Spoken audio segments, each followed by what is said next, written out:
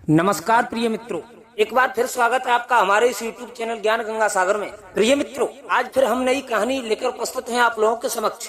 आज की जो कहानी है बहुत ही शिक्षाप्रद है और बहुत ही मोटिवेशनल है। जी हाँ मित्रों, आज हम बात करेंगे तोता मैना की। इनकी याद में बादशाह ने एक पुल बनवाया। कैसे बनवाया, उससे पहले आपसे हमारा एक अनुरोध है।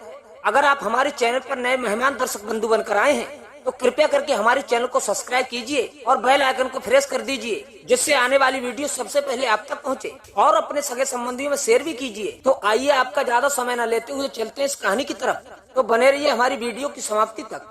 प्रिय मित्रों, दो प्रेमियों के मिलने और बिछड़ने की कहानी है। कहानी नई नहीं है, बहुत ही पुरानी प्रसिद्ध कहानी है जो एक पुल के रूप में अमर हो गई। सैकड़ों सालों से आज भी मौजूद इस पुल पर हर साल मेला लगता है। दूर दराज से हजारों लोग यह मेला देखने पहुंचते हैं। कौन थे ये तोता और मैना, क्या थी इनकी कहानी, आइए गौर करते हैं। लखनऊ जनपद के बाराबंकी सतरी थाना क्षेत्र के पास तोता मैना पुल से हजारों यात्री रोज गुजरते हैं, पर शायद ही किसी ने इनका नाम सुनकर या पढ़कर इनके पीछे की कहानी के बारे में जाना हो।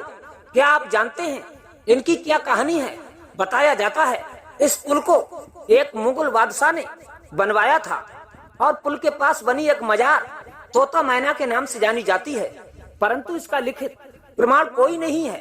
फिर भी इस मजार पर रहने वाले बाबा ने प्रचलित कहानी इस प्रकार बताई कि एक बार बादशाह के नौकर और मैनेजर दिल्ली से आ रहे थे बहुत सारा सामान लेकर। मुन्ना नार के पास उनको चोरों ने लूट लिया और उनकी हत्या कर दी। वहीं पर एक वृक्ष खड़ा था, उस वृक्ष पर तोता और मैना बैठे थे। उन्होंने सारा वाकया को देखा। यही तोता मैना बादशाह के यहाँ रहते थे, इंसानों की तरह बोलते थे।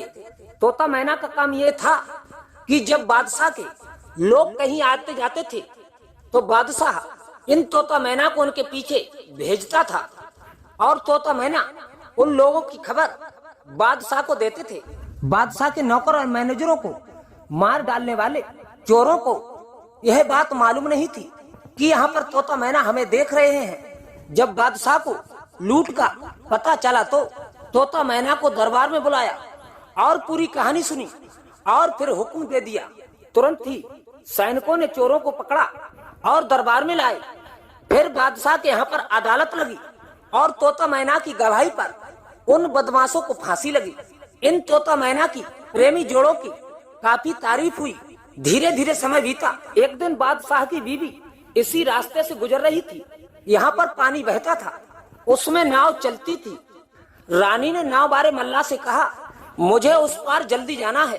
नाव वाले ने कहा, जल्दी जाना चाहती हो तो पुल बनवा लो और चली जाओ।